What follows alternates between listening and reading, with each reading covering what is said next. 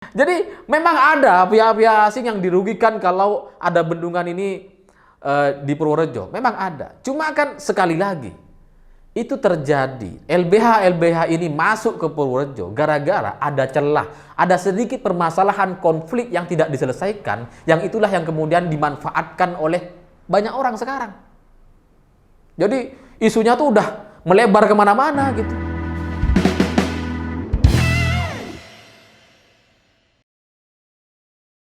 Selamat malam para mantan, selamat malam untuk semua mantan-mantan kalian yang suka menyembunyikan permasalahan. Bagi saya itu jadi mirip sekali dengan insiden di Desa Wadas kemarin, karena banyak pihak, banyak pejabat coba menyembunyikan permasalahan yang sebenarnya, sehingga ketika mereka menyampaikan pernyataan-pernyataan di media, itu cenderung tidak sesuai dengan kenyataannya yang terjadi di lapangan. Ambil contoh misalkan Ganjar Pranowo.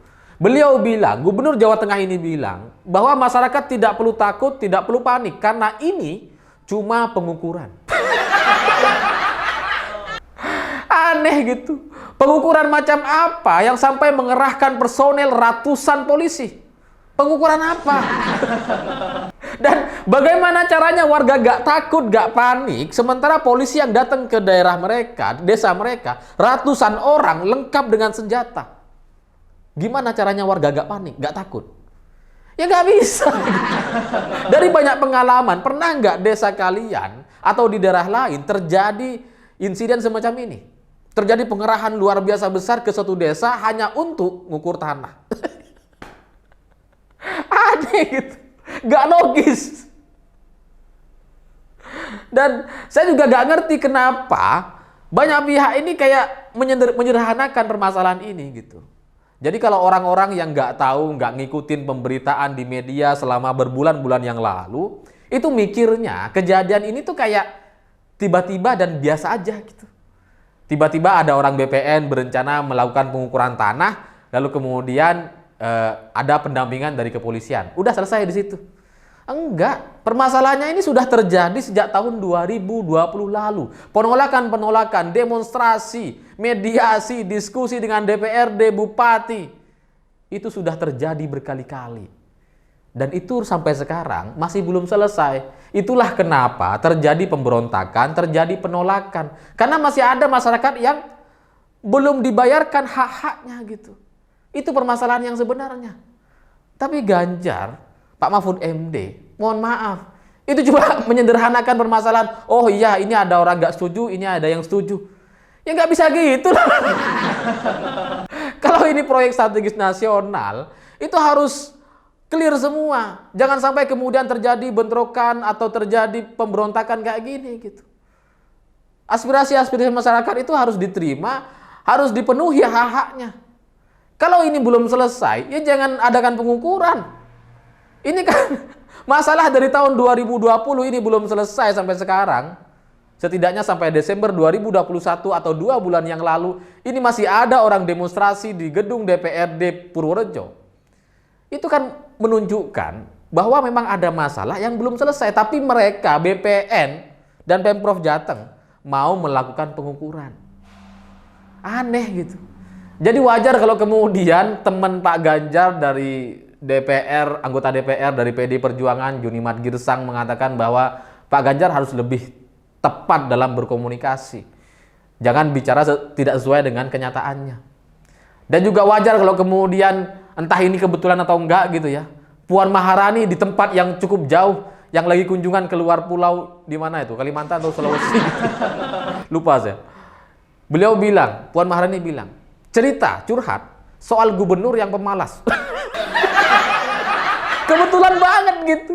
Jadi kayak nyindir Pak Ganjar. Kebetulan banget. Dan apa yang dilakukan Ganjar terkait insiden ini, bagi saya itu juga apa ya? Lucu gitu. Karena Ganjar kemudian menjelaskan bahwa masyarakat yang ditangkap ini itu sebenarnya ya cuma diajak main pingpong aja di kepolisian. Setelah itu pulang ya diantar pakai bus, dikasih beras. Jadi ya nggak serem-serem seperti yang diberitakan lah, yang ada di video-video media sosial dan sebagainya lah katanya. Bagi saya itu sekali lagi pernyataan-pernyataan yang ingin coba menutupi permasalahan yang sebenarnya. Mungkin memang ada warga yang ditangkap dan main pingpong di kepolisian, memang ada gitu, memang terjadi mungkin. Tapi kan ada warga yang ditangkap, yang terjadi gesekan, terjadi pemukulan, terjadi bentrokan antara kepolisian dan warga. Ini kan nggak bisa dihapuskan, dan itu memang sudah terjadi gitu.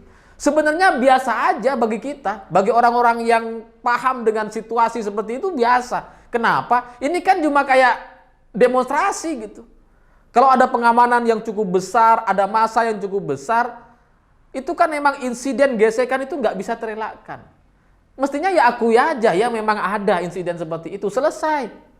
Jangan kemudian ditutup-tutupi dengan main pingpong lah, dikasih beras lah, dan terpakai terus lah. Ini kan aneh gitu. Kenapa ditutup-tutupi itu, ada alasan apa sebenarnya? Dan dengan jumlah yang cukup besar seperti ini kan menunjukkan bahwa permasalahan ini itu tidak terjadi tiba-tiba hari ini aja. Ini adalah permasalahan yang terjadi selama bertahun-tahun dan nggak selesai, makanya kemudian terjadi bentrokan gitu.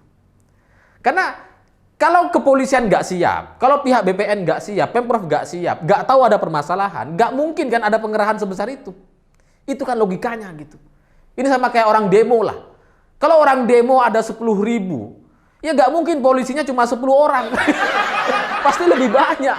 Itu logikanya gitu. Jadi saya nggak ngerti kenapa kemudian banyak orang menyembunyikan fakta-fakta atau permasalahan yang sebenarnya gitu. Karena terkait bendungan bener ini tuh proyek strategis nasional. Proyeknya pemerintah pusat, proyek Presiden Jokowi. Selama 6 tahun kepemimpinan Presiden Jokowi, itu sudah 65 bendungan dibangun dan selesai.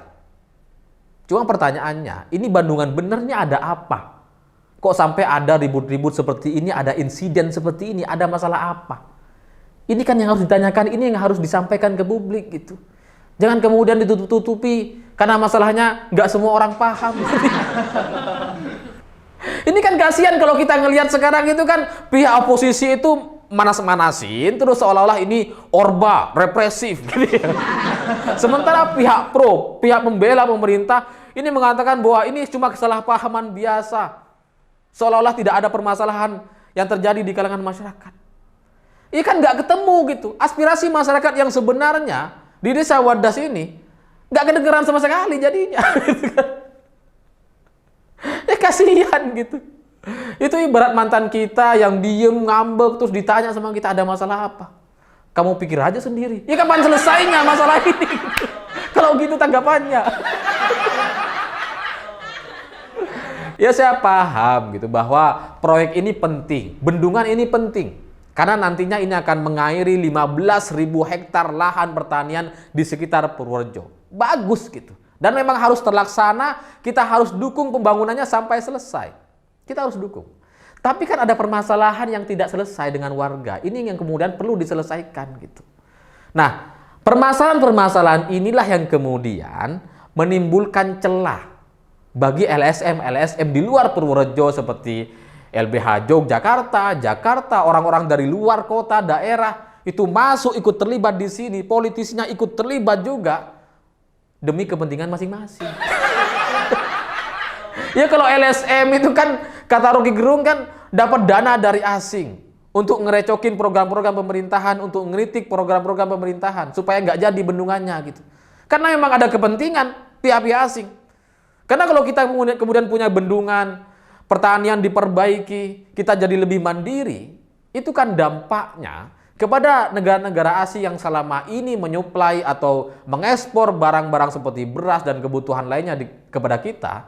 Jadi stop atau minimal dikurangi. Pihak-pihak yang selama ini menjadi pelaku impor beras, jagung dan sebagainya, itu kan jadi juga dirugikan kalau pertanian kita jadi tertata rapi dan baik. Itu masalahnya gitu.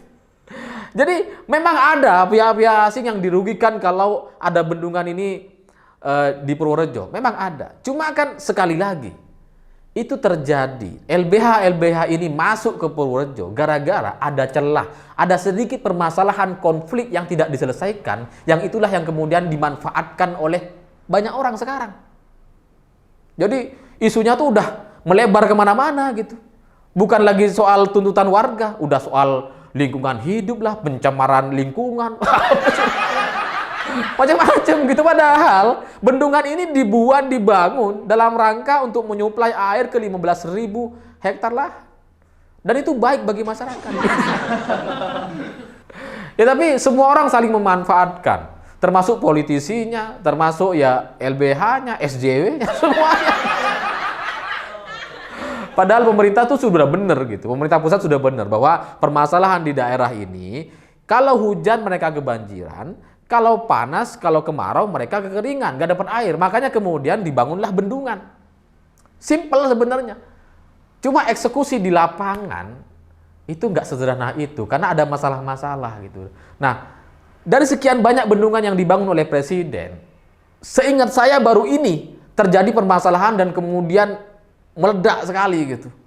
Kayak besar banget permasalahannya. Gitu. Satu Indonesia sekarang bicara soal desa wadas gitu ya. Ini kan pertanyaannya ada masalah apa gitu. Setelah saya cari tahu, ini kan saya menggunakan logika sebagai orang desa gitu ya. Yang kalau dikasih duit saya pasti mau. Gitu. Tambah banyak pasti tambah mau. Saya menggunakan pendekatan logika itu. Kalau orang-orang ini, masyarakat di desa, mau dibeli tanahnya, mau diberikan kompensasi sesuai dengan harga-harga yang ditentukan oleh pemerintah pusat, yang biasanya harganya tuh di atas pasaran gitu ya. Itu kan pasti mereka senang-senang aja, pasti mau gitu. Seperti di Tuban misalkan, ada juga tuh. Ya meskipun pada akhirnya mereka kena masalah sendiri gitu, karena ada masalah manajemen keuangan gitu ya. Tapi kan tetap aja. Kalau ada tanah dibeli dengan harga mahal, mereka akan kasih. Pasti akan kasih. Nah sekarang, kalau ada penolakan, ada orang nggak setuju. Ini ada apa permasalahannya gitu. Setelah saya cari tahu, permasalahan pembiayaan atau ganti rugi ini, itu sudah bermasalah sejak bulan Maret 2021, setahun yang lalu. Sampai Desember kemarin, masih ada orang demo di gedung DPRD. Itu permasalahannya satu gitu ya. Lalu kemudian ada juga diskusi-diskusi dengan DPRD, dengan Bupati soal harga lahan. Ini juga sudah masuk ke pengadilan Purworejo sampai kemudian ke PT Semarang gitu. Terkait permasalahan ini. Saling tuntut antara warga dengan BPN. Dan ini tidak disadari atau tidak diakui oleh Pemprov Jawa Tengah bahwa ada masalah-masalah seperti ini yang nggak selesai gitu. Karena kan harga lahan itu perlu dinilai ulang. Itu yang disampaikan putusannya di pengadilan Purworejo gitu ya. Dan kemudian BPN melakukan kasasi dan menang. Jadinya warga nuntut balik gitu. Jadi persoalan secara hukum soal ganti rugi ini terus terjadi sampai sekarang belum selesai. BPN Purworejo sudah mengirimkan surat kepada kementerian dan mengatakan bahwa mereka siap untuk melaksanakan atau menyesuaikan dengan permintaan masyarakat sesuai tuntutan masyarakat, asalkan Menteri BPN itu memberikan diskresi kepada BPN Purworejo soal harganya, soal 120.000 per meter gitu ya. Cuma sampai sekarang belum dijawab. Nah, ketika masalah-masalah ini belum selesai, makanya kemudian terjadilah pemberontakan, terjadilah penolakan. Lawang belum dibayar kok udah diukur. Itu kan psikologi masyarakat warga kecil yang nggak berdaya gitu. Mereka ini takut gitu. Udah diukur lahannya nggak dibayar. Itu permasalahannya.